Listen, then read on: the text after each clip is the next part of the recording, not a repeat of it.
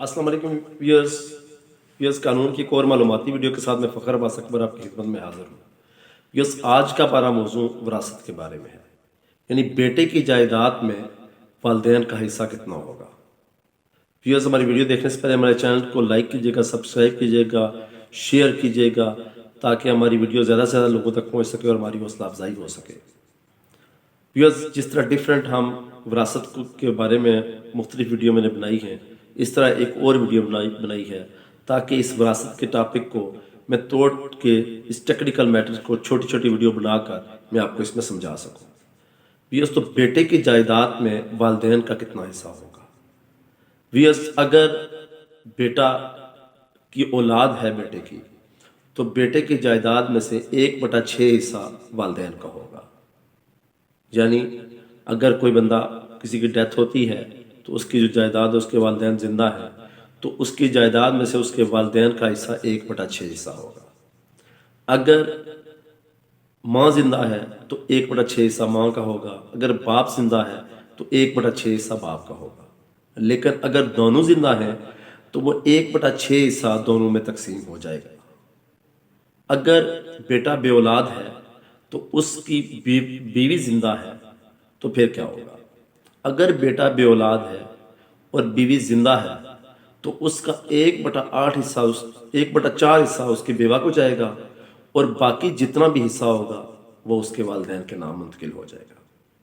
अगर बेटे के यहाँ सिर्फ बेटियां ही हैं, उसकी औलाद में बेटियां हैं, बेटे नहीं हैं, तो उसका 2/3 हिस्सा यानी 2/3 हिस्सा, एक से ज़ायद अगर बेटियां हैं तो बेटियों को मुंतकिल हो जाएगा, 1/8 हिस्सा उसकी बीवी को मुंतकिल हो जाएगा और 1/6 हिस्सा उसके वालिदैन को मुंतकिल हो जाएगा। अगर बेटे के यहाँ सिर्फ एक बेटी है तो फिर क्या होगा। अगर सिर्फ एक बेटी है तो उसकी जायदाद का आधा हिस्सा 1/2 हिस्सा उस बेटी के नाम मुंतकिल हो जाएगा, 1/8 हिस्सा उसकी बेवा के नाम मुंतकिल हो जाएगा और 1/6 हिस्सा उसके वालिदैन के नाम मुंतकिल हो जाएगा। अब एक और बात है कि अगर बेटा रंडवा है, अगर बेटा कंवारा है और उसकी और जो बाकी कोई औलाद भी उनकी, अल्लाह ऐसा लोगों के साथ होता है कि उनका एक ही बेटा है किसी का, वो रंडवा है, उसकी औलाद भी नहीं है, उसकी डेथ हो गई है, तो फिर इस पोजीशन में क्या होगा।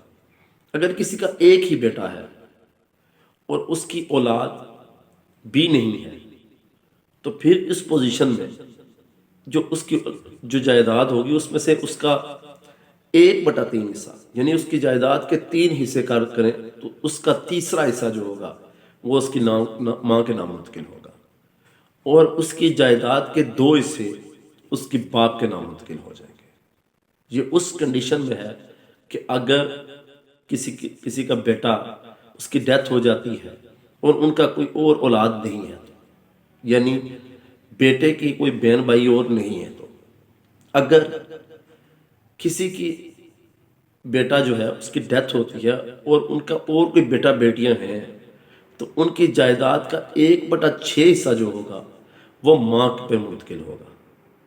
यानी एक ऐसा बंदा जिसकी डेथ हुई है, उसकी औलाद नहीं है, या वह रंडवा है, या उसने अपनी बीवी को तलाक दे दी है, या वो कुंवारा है, तो उसमें क्या होगा, उसकी जो जायदाद होगी उसका 1/6 हिस्सा उसकी माँ के नाम मुंतकिल होगा और बाकी तमाम उसकी जायदाद उसके बाप के नाम मुंतकिल हो जाएगी।